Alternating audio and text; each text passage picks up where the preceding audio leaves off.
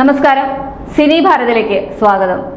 വിവാഹമോചനത്തിന് ശേഷം നടി മഞ്ജു പിള്ള നൽകിയ അഭിമുഖങ്ങളിലെ വാക്കുകൾ സമൂഹ മാധ്യമങ്ങളിൽ ഏറെ ശ്രദ്ധ നേടുകയാണ്.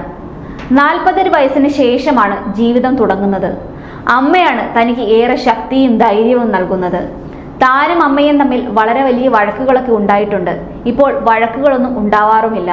പണ്ടൊക്കെ വഴക്കുണ്ടാക്കി വീട്ടിൽ നിന്ന് ഇറങ്ങിപ്പോയിട്ടുണ്ട്.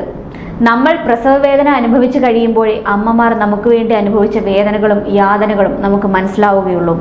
ഇത് മാത്രമല്ല, 25 വർഷങ്ങൾക്ക് മുൻപ് താൻ ആത്മഹത്യ ചെയ്യാനെടുത്ത തീരുമാനത്തെക്കുറിച്ചും താരം അനുഭവങ്ങൾ വിവരിക്കുന്നുണ്ട്. അതേക്കുറിച്ച് മഞ്ജുപിള്ള പറയുന്നത് ഇങ്ങനെയാണ്: ആ സമയത്തെ തന്റെ വിഷമം അമ്മയ്ക്ക് നന്നായി അറിയാമായിരുന്നു. ഒരിക്കൽ നാട്ടിൽ പോവുകയായിരുന്നു. ഒരു റെയിൽവേ പാളം ക്രോസ് ചെയ്ത് പോകാനുണ്ടായിരുന്നു. ഒരു ട്രെയിൻ പുറപ്പെടാൻ ഒരുങ്ങി നിൽക്കുകയായിരുന്നു. അതിന്റെ മുന്നിലെത്തിയപ്പോൾ അമ്മ പറഞ്ഞു, നിന്റെ ആഗ്രഹം ഇപ്പോൾ ഇതല്ലേ, വാ നമുക്ക് ഒരുമിച്ച് പോവാമേ. തന്റെ ശക്തിയും ധൈര്യവും ഒക്കെ എക്കാലവും അമ്മ തന്നെയാണെന്നാണ് മഞ്ജുപിള്ള പറയുന്നത്.